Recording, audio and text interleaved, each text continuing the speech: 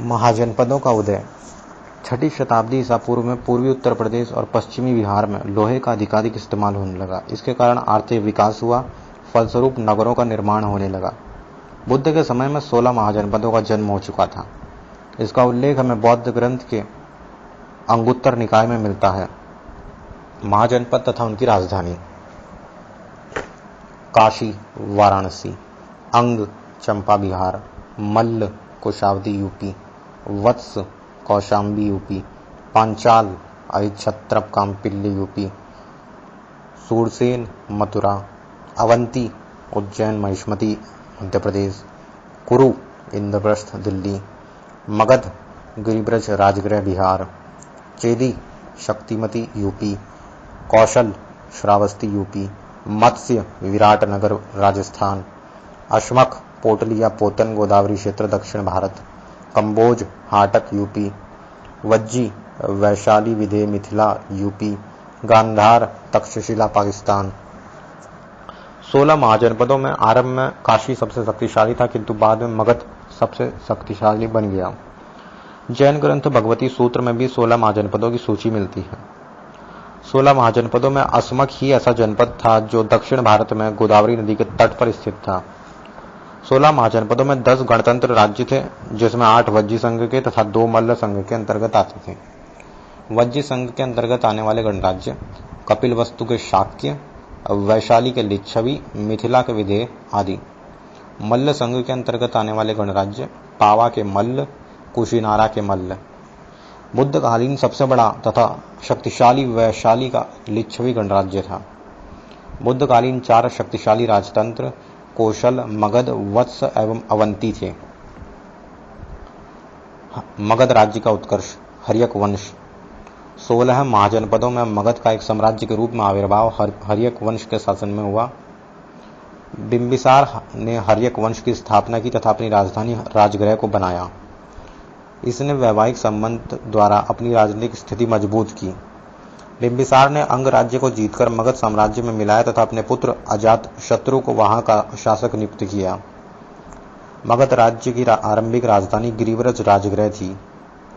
अवंती के शासक चंड प्रबोध से बराबर बिंबिसार का संघर्ष चला, किंतु अंत में मित्रता हुई। बिंबिसार ने प्रसिद्ध वैद्य जीवक को उसके इलाज के लिए भेजा। अजातशत्रु। अपने पिता बिंबिसार की हत्या करके अजातशत्रु मगध का शासक बना।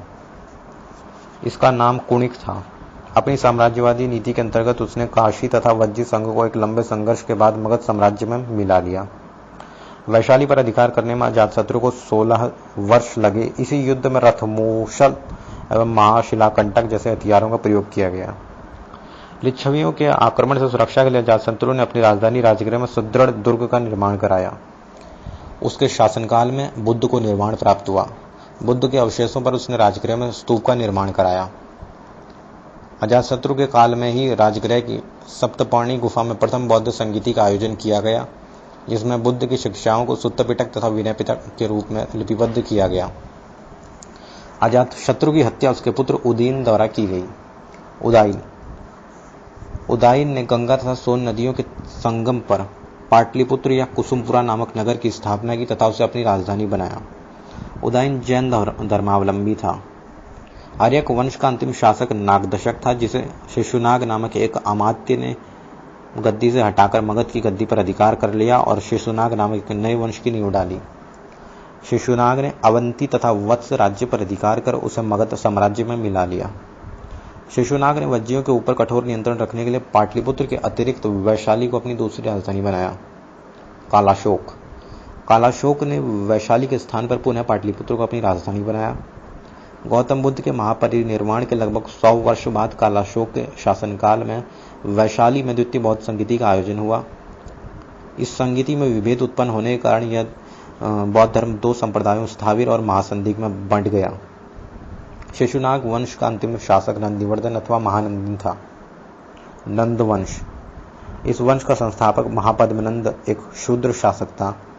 पुराणों में महापद्मनंद को सर्वक्षत्रांतक, क्षत्रियों का नाश करने वाला तथा भार्गव, दूसरे परशुराम का अवतार कहा गया है। एक विशाल साम्राज्य स्थापित कर उसने एक राट और एक छत्र की उपाधि धारण की। नंद की सेना तत्कालीन राज्यों में सर्वशक्तिशाली थी। नंद ने पाटलिपुत्र को समस्त भारत का केंद्र बनाया। महापद्मनंद के पुत्र धनानंद सिकंदर का समकालीन था। ग्रीक यूनानी लेखकों ने इसे अग्रमीच कहा है। धनानंद के समय सिकंदर ने पश्चिमोत्तर भारत पर आक्रमण किया। 322 ईसा पूर्व में चंद्रगुप्त मौर्य ने अपने गुरु चाणक्य की सहायता से धनानंद की हत्या कर मौर्य वंश के शासन की नींव डाली। प्राचीन भारत पर विदेशी आक्रमण। ईरानी या पारसी आक्रमण। भारत पर प्रथम विदेशी आक्रमण ईरान के हखामनी वंश के राजाओं पारसिक साम्राज्य ने किया था। यूनानी लेखकों हेरोडोटस, एरियन तथा स्ट्रैबो के अनुसार पश्चिम एशिया के सर्वाधिक शक्तिशाली शासक साइरस ने भारत पर आक्रमण करने का असफल प्रयास किया। भारत पर आक्रमण करने में प्रथम सफलता दारा प्रथम को प्राप्त हुई, जो साइरस का उत्तराधिकारी था। दारा प्रथम के 3 अभिलेखों बेहस्तून, पर्सिपोलस एवं नक्शे रुस्तम से सिद्ध होता है कि उसने सर्वप्रथम सिंधु नदी के तटवर्ती भारतीय भूभागों को अधिकृत किया। हेरोडोटस के अनुसार अधिकृत भारतीय भूभाग पारसिक साम्राज्य का 20वां प्रांत बना।